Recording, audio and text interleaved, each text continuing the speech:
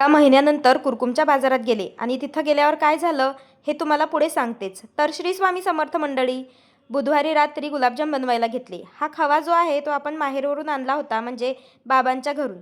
सगळे गुलाबजाम बनवून तयार होते. दुसऱ्या दिवशी म्हणजे गुरुवारी डबे भरायला घेतले.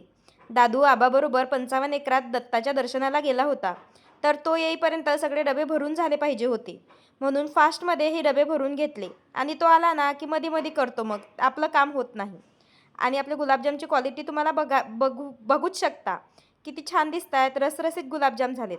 हे असे गुलाबजाम तुम्हाला जर खायचे असतील तर कुरकुम आणि पाटसच्या बाजारात आपलं दुकान असतं, तिथं येऊन नक्की एकदा घेऊन जा. आणि हो, आपल्या या चॅनलला सबस्क्राईब आणि लाईकही करा, त्यामुळे आपले व्हिडिओ नेहमी तुमच्या फीडमध्ये येत राहतील. तुम्ही सबस्क्राईब करून नक्की जा. बाजारात पोहोचले, दुकान लावून घेतलं. बाबाने संत्रा आणले होते खायला. गुरुवार असल्यामुळे मी एक संत्रं खाऊन घेतलं. आणि दादू बघा परत आबाबरोबर बाजारात फिरायला गेला आणि खूप आबाबरोबर जाऊन खाऊ आणला त्याने. हे 3 दादांना आपले गुलाबजाम छान आवडले होते. मग त्यांना म्हटलं व्हिडिओ घेऊ का, तर ते हो म्हटले. त्यांचा व्हिडिओ घेतला. त्याच्यानंतर ह्या दादांकडनं गुळाचा चहा पिला. चहा पिल्यानंतर आपले गिऱ्हाईकी करायला आपण सज्ज झालो.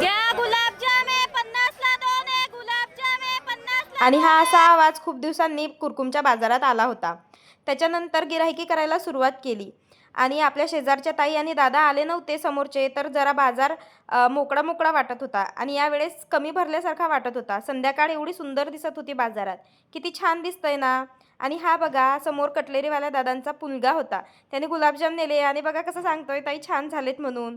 हे 3 दादाही आले होते, हे 2 दादाही आले होते, त्यांनाही आपले गुलाबजाम आवडले. तुम्ही कधी येताय गुलाबजाम खायला, कमेंट करून नक्की सांगा. आणि हो, तेवढं फॉलो करायचं विसरू नका बरं का.